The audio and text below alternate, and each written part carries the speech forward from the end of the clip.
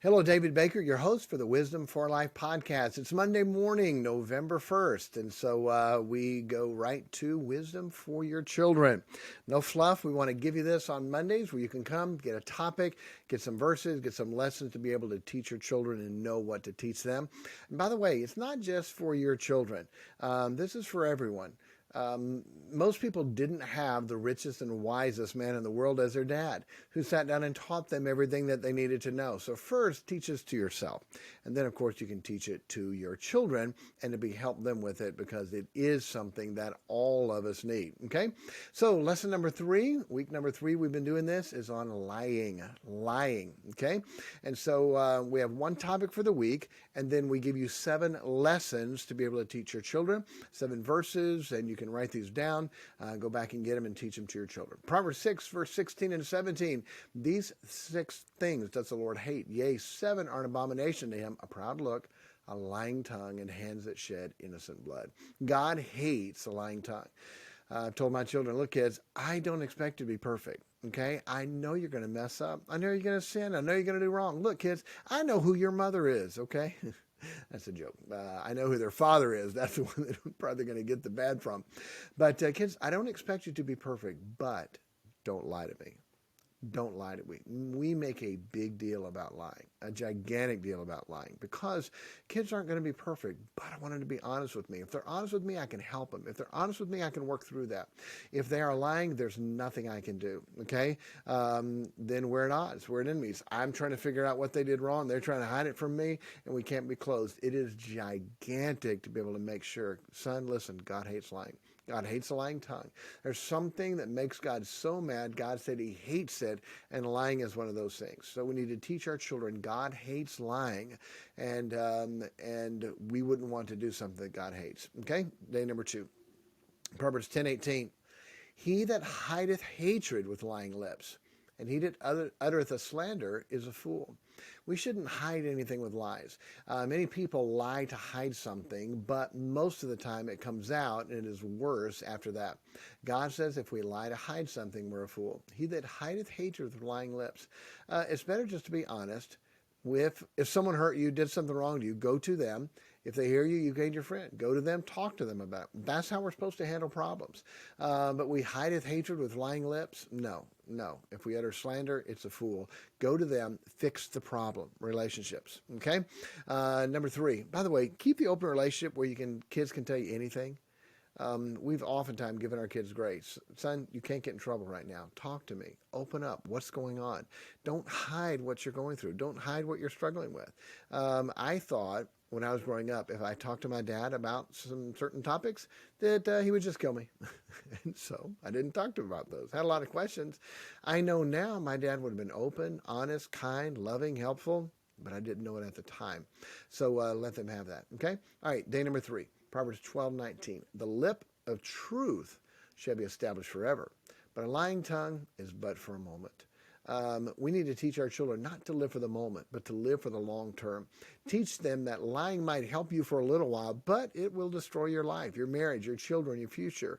Teach them the difference between long-term blessings and short-term happiness. Okay? Big deal.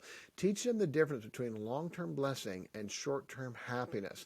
Lying lips, lying tongue is but for a moment. It may get you out of something, but son, it's going to destroy your life.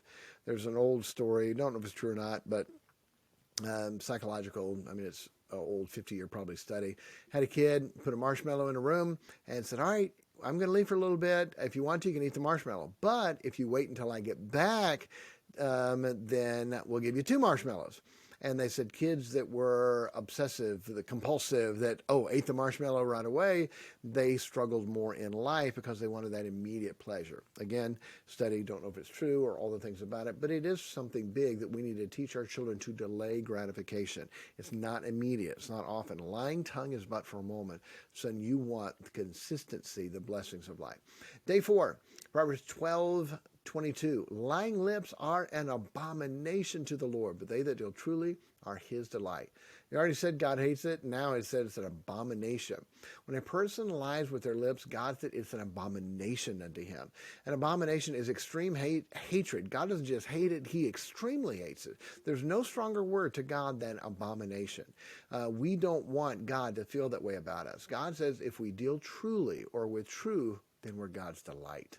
Would you rather be an abomination to God or God's delight? Okay? When you teach your children, illustrate this. Talk to them about it. Put it on their level. But boy, what a powerful, powerful verse. When you deal truly, truthful, even if you're in trouble, even if you did wrong, it's going to be better. Day 5, Proverbs 13:5. A righteous man hateth lying, but a wicked man is loathsome and cometh to shame. Teach your children that not only does God hate lying, but good people will hate lying also. The strongest motivation in a young person's life is what people think of them. That shouldn't be the case, but many times it is. This should be used to help keep them from lying, because telling them good people will hate lying, and they'll see it and they'll know it, and you'll be known as that. Even a child is known by his doings, the Bible says. You're going to be known, son, as a liar. Is that how you want to be known? No, nobody wants that. Okay? And so teach them that. A righteous man, the good people, are going to hate lying. Day 6, Proverbs 17:7. Excellent speech becometh not a fool, much less do lying lips a prince. It's a great way to praise and build and teach. Our children are children of the King. That makes them princes and princesses. A good way to teach them is that because they're Christians, they are children of the King. They're not supposed to lie. This is a good way to praise them and to build their self-worth to God and help teach them to tell the truth. There are things that Solomon teaches his son by telling him that it is not for kings, okay? Alcohol is not for kings, O Lemuel, to drink strong drink, prince's strong drink, okay? To drink wine or strong drink. He's teaching him that. Son, you're a child of the King. We don't lie. Son, we don't lie. You're a child of the King. We make sure our lips speak truth. And then day 7, Proverbs 19:5 and Proverbs 19:9. I'm going to read them back to back, okay? These are 4 verses away from each other, and you can see how Solomon is teaching his son. Here we go. A false witness shall not be unpunished, and he that speaketh lies shall not escape. A false witness shall not be unpunished, and he that speaketh lies shall perish. Okay? Within 4 verses, he tells them almost exactly the same thing. First, he says you're not going to escape. Then he says you're going to perish. You can almost see Solomon taught his son. He didn't take it, so he went back stronger and taught him again. Very, very big. Very important to be able to do and to have that. Solomon teaches his son that when someone is a false witness, they lie, they'll not escape. That is good to teach them that they'll not get by with it. God sees everything. God knows everything. You're not going to get by with this. That is good to teach them that they're going to get caught. They may trick some people for a while, but God always sees it, and other people will eventually catch up with knowing if someone is a liar. The other interesting thing is that 4 verses down, Solomon tells them the liar will be punished. He repeats it and tells them he'll perish. It's almost like Solomon couldn't get his son to listen and pay attention, so he taught him again and made the punishment stronger. There's so many principles to learn and teach how Solomon taught his son. And so I'm not going to teach on spanking right now, but we do something with our children when they lie. There's 2 offenses. First, here's a disobedience, discipline for that.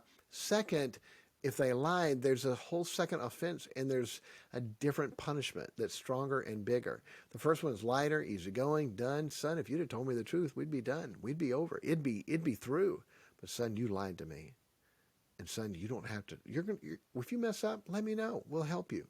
But if you lie to me, then you're going to get it. And that lying spanking is always bigger. Always bigger. And you start this as young as when you know they're doing wrong. To tell the truth, to be honest, is such a big deal.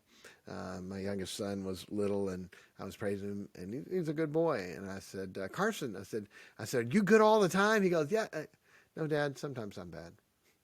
It's like I'm trying to praise him and good, but he's going to be so honest. Dad, sometimes I'm bad. It's such a big deal for children to understand. Son, you're going to do wrong. That's a part of life. Let me know. We'll help you. But son, if you lie about it, fee, fi, fo, fum, we're going. It's on now. You do not have to lie to me. It's amazing how many kids live a life of lies, and it destroys them. Mom and Dad, please, if you have a child that's a liar, that's lying, you have to stop that. Truth has to be there. Take this lesson. Teach it to your children. You may need to teach this lesson once a month, but it's going to put it in their mind. Pick one of these verses that you want them to be a memory verse for the week and teach our children about lying and how wrong and how bad it is. Okay? All right. Hey, that's the lesson for this Monday. Have a great week, and we'll talk to you later. God bless.